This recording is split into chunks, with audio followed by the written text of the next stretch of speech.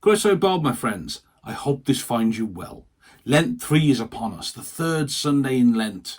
It's chugging by oh so quickly. Holy Week will be here before we know it. But today I wanted to talk to you about one of my favourite gospel readings. See, with this gospel, when everyone says to me, "Oh, what would Jesus do?" I remind them that this gospel is a distinct possibility. You see, there's a bit of a misconception amongst some, especially out there in the secular world, that Jesus is a bit soft, that the remit of love one another as I have loved you makes us weak, soft, easily offended, fragile is a word I might use.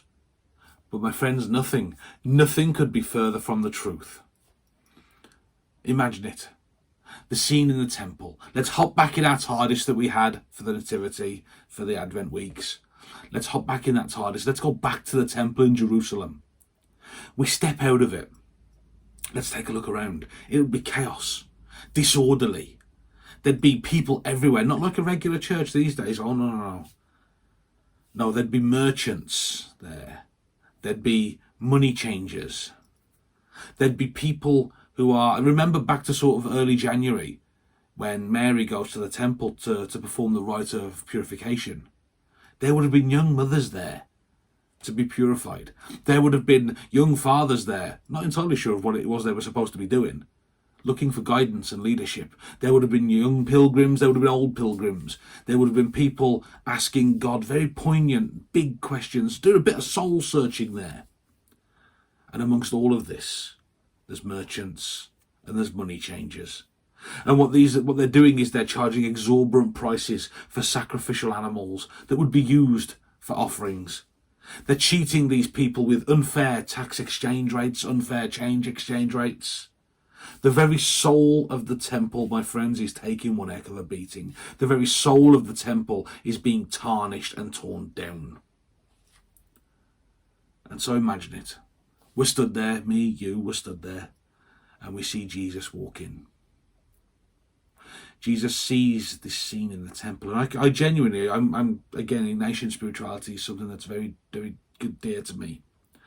I can imagine Jesus just standing there and scanning the crowd, just looking and seeing what is going on. I imagine he's just stood there for a moment, almost in disbelief. Disbelief at what's going on in the temple, seeing the temple defiled in this manner. And so what does he do? He goes, he snaps, he goes full on Stone Cold Steve Austin. He overturns tables, he smashes the place up. He whoops some ass. He drives them out and he declares, "Take these things away. Do not make my Father's house a den of robbers." That righteous anger, that fury as to what's going on in there, that deep-seated sense of what's right and what's wrong. Jesus models that perfectly here. And I know what you're thinking. Perfectly? Viking Vicar, are you sure? Lots of people have debated this gospel. You can find books, libraries full of books that debate this particular gospel. But I think it shows a side of Jesus that is relatable. It shows a side of Jesus that is so much more human. And it's also a story that serves as a powerful reminder that God desires sincerity in our worship. It's one thing, and there are so many up and down the country that do this, it's one thing to turn up to church on a Sunday morning, take a pew, stand up, sit down when you're told to, say the words when you're supposed to say them. Then what they do is they walk straight out to the door and they start behaving just like those guys in the temple. They start being selfish, they start ignoring all that they've been taught about loving one another, about showing an authentic and pure heart when worshipping. They forget all of that. All of that goes straight out of the window. This gospel, though, it challenges us to examine our own attitudes as well, our own actions inside and outside of the church. None of us are immune to this, my friends, not even me. We all do it. Are we seeking to glorify God in all that we do? Or are we more concerned with our own interests, our own selfish desires, our own egos, as I've talked about a few times?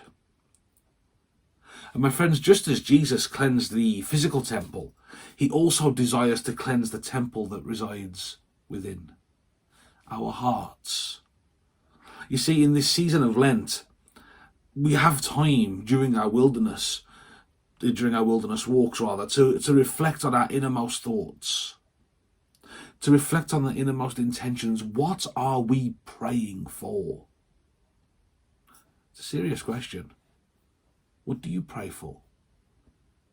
See, what we do in our wilderness walk of Lent is we ask God rather to reveal any areas of sin or impurity that need to be addressed within us.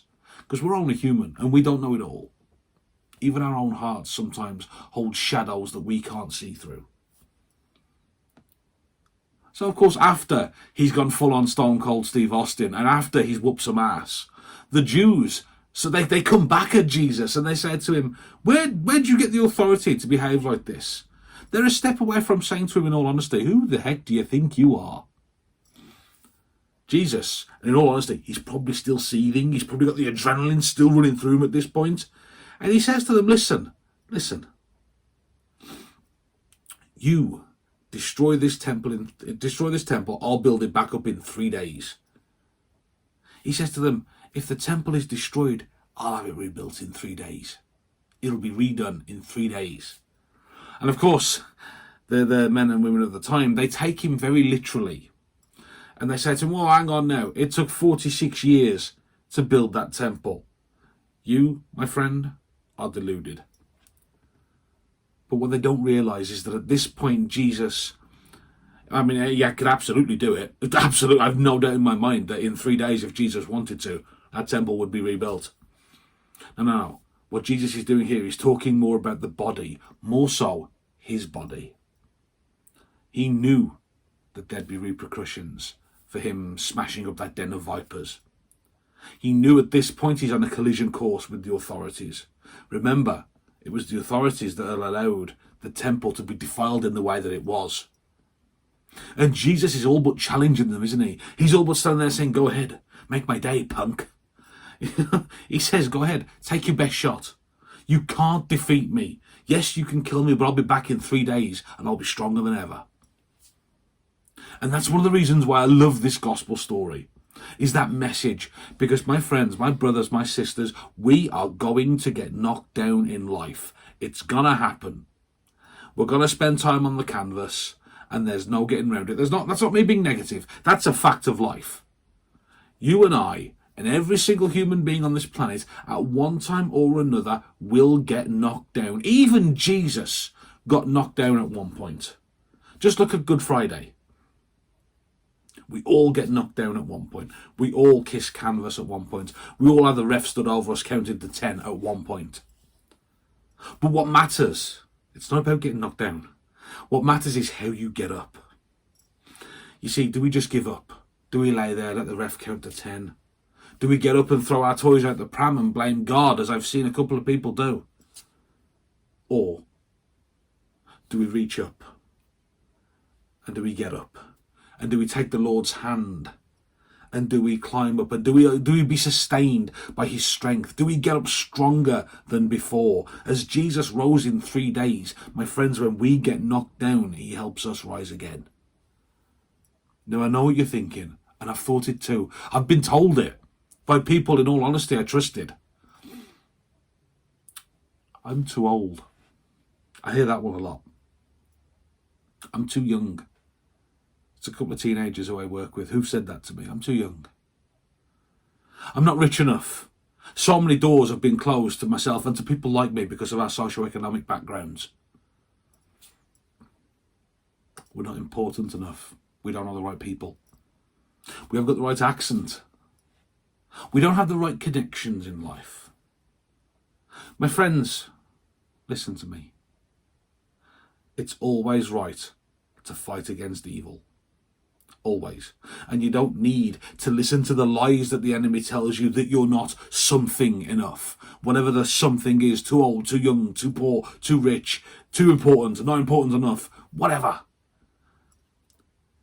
You are better than listening to those lies.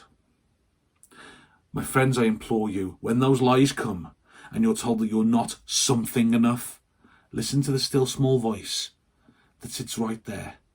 That still small voice that is Jesus, who walks alongside us, who we're currently taking a stroll alongside through Lent. A stroll, it's a wilderness walk, let's be fair. But Jesus, that still small voice who says to you, no, you are enough. You are young enough. You are not too old. You are at the place I need you to be. This is the battle I need you to fight. You are enough. And the thing is, my friends, with this gospel reading, it's okay to get angry. It really is. Okay? Just get angry at the right things. Get angry about the right things. Channel that anger. Use it for good. It's okay to be mad about things like government corruption, and oh boy, there's a lot of that. Millions of children who live in poverty, families who have to live in their cars, children who have to go to school with no breakfasts. People that rely on food banks, otherwise they'd starve to death. Isolation of our elderly. The pandemic of loneliness that is still going on in this country even now. My friends, those who have been entrusted with power, those who have been given leadership roles who act immorally, selfishly, or with little care for those who are their charges. I'm no hero. I'm no white knight. I've never claimed to be. But I know what's right and wrong.